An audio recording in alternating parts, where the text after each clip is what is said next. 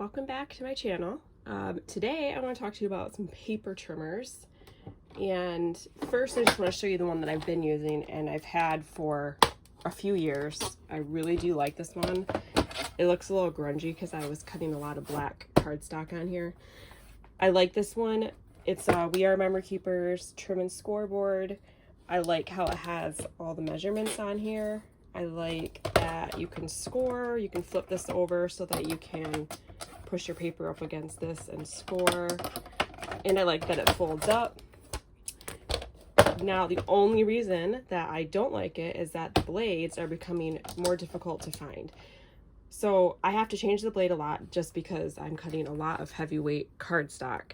And I've been finding that I can't find the blades for this, I think because there's a newer model out. So I've been having to use this one, which is the Comfort, I think it's called their Comfort Care line or something like that, which does fit on this clearly, but it's just getting harder and harder to find the blades, and I feel like I'm constantly replacing them. So that led me down the path of looking at different paper trimmers. I tried the Fiskars one with a little arm that comes out. I felt like my cuts were not square because the arm seemed like it didn't come out all the way. So I ended up finding something else. Probably something that a lot of you have heard of, and it's this, the Cutterpillar Crop. So I purchased this, I just got it yesterday, and I just started using it, and I'm really liking it. So this isn't clearly a full review because I've only had it for a day, but I wanted to show you the things that I liked about it in case you're looking for a new paper trimmer. So let me show you what it looks like. So this is the Crop. There is a Pro that has a wider base. This one has the arm that folds out. Right off the bat, the arm does fold out evenly with this line. This is an issue I have with the Fiskars one. I felt like it would like fold out to like here. And then obviously you're not going to get a straight cut. Something else I like about it is that it's got all of these measurements on here, which make it really fast and easy. Something I don't like about it is that when you fold the arm out, then it just has inches, which is okay, but I kind of wish they would have continued this. I'm sure it's because they didn't have room, but I feel like you could have made this wider. I don't know. I wish this went all the way across, but it's okay. The other downside that I've found, and I don't think it'll be too much of an issue, I do wish it had like some measurements on this side. So if you want to cut something shorter than 1 inch, it's going to be a little bit difficult. Other than that, I love it so far. So again, I think this is easy to read. I love that the blade is self-sharpening. So every time you cut, it's running along this steel plate and it's sharpening the blade. So that's awesome because hopefully I won't have to change blades so often. Now, when you use this, you can see that this kind of swings. When you cut, you have to push in this way. So you're wanting to run this blade along this, so you just kind of push in. The other thing it has, which I thought was kind of gimmicky, but I actually really like, is this light. So there's a battery compartment on the bottom. So let's talk about this light here and how it really is helpful. So I have a sheet here of cut aparts, and I want to cut right along this line, which can be tricky with a paper cutter.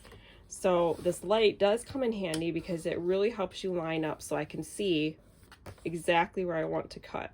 I can line it up right along this line and really make sure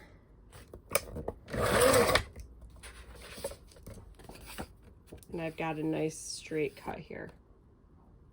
Now, the other thing that this really comes in handy is that it will cut like a sliver off.